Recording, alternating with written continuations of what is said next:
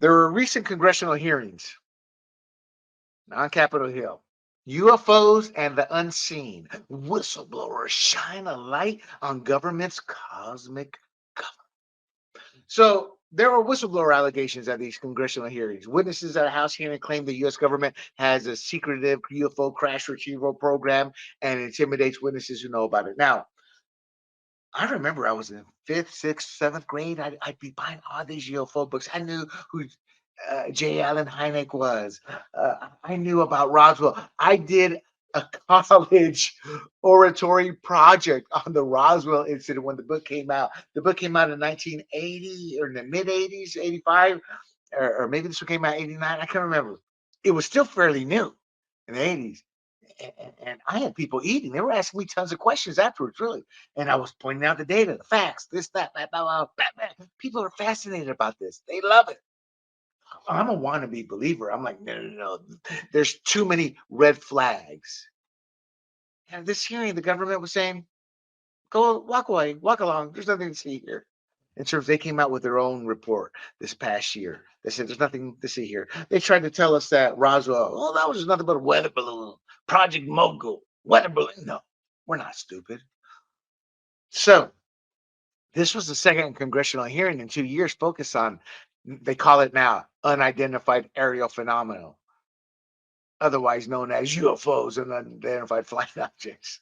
So it was the second time in 2 years, reflecting the shift from viewing this as science fiction to a serious bipartisan issue. Except for the fact the government doesn't want you to think that; they want you to think this stuff doesn't exist. Something's coming, I'm telling you. So, some of the key testimonies: former military officials testified that the Pentagon and intelligence agencies possess extensive undisclosed information about UFOs, including high resolution photos and videos. And we know this. We've seen the TikTok videos. We've seen the pictures now that the government goes, yeah, we can't understand it. Skinwalker Ranch is one of the most popular reality shows on television because they can't answer the question. Crap happens there. You're like, oh man. And they have an actual physicist on there. They have actual government people on there, or former government people. I mean, it's something's happening. It's becoming the question is becoming out in the open. Fox and Motor are becoming believable.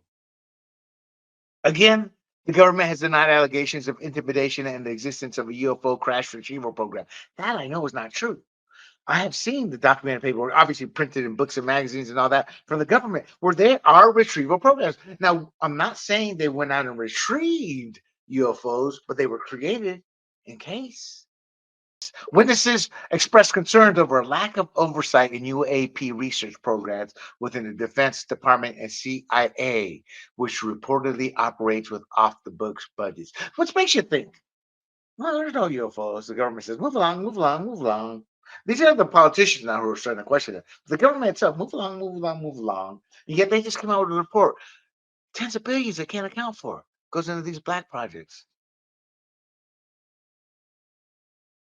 Lawmakers, including the beautiful Nancy Mace, she highlighted attempts to block the hearing and expressed frustration over being stonewalled when seeking information. See, that's a problem.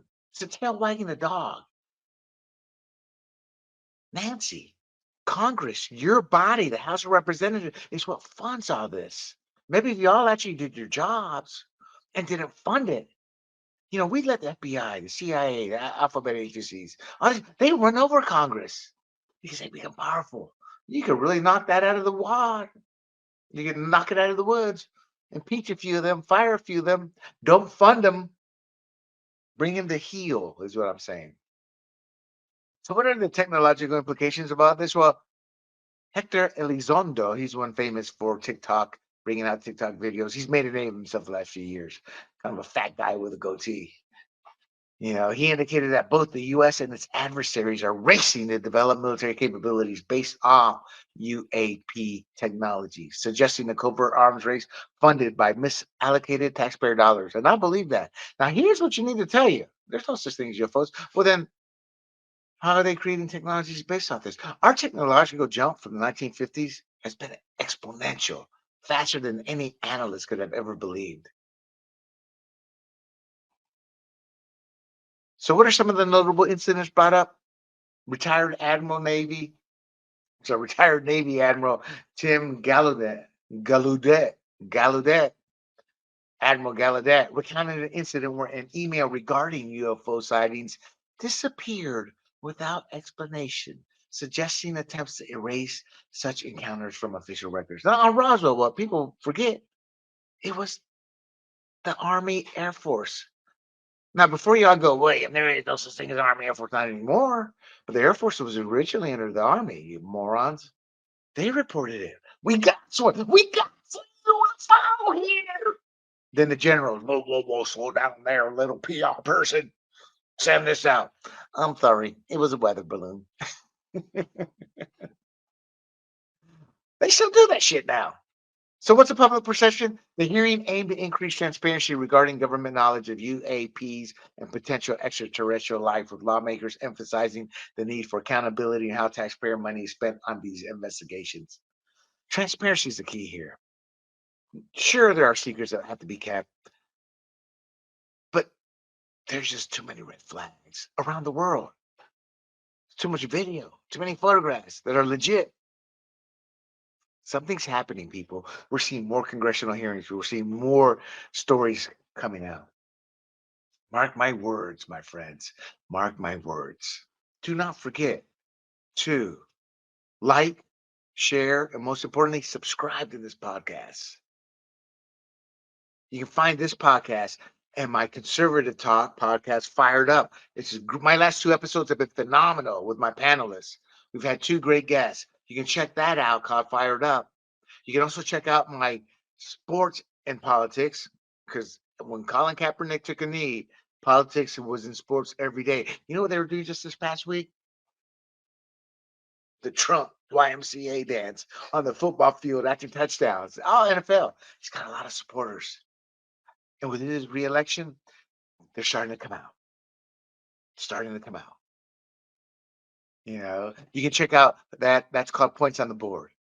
And then we have Libertarian, and we have Pure Play Football and Basketball podcasts as well. You can check those out at grumblingsmedia.com, as well as our social media platforms, YouTube, Rumble, Apple, Spotify, y Pandora, under the profile Grumblings Media. My friends, thank you for listening. I am William Del Pilar. This is the Red, White, and Blue. Red, White, and Rude. And until next time, I bid you adieu. Hey everybody, this is Big John from Grumblings Media, and I just want to say thank you for watching our content.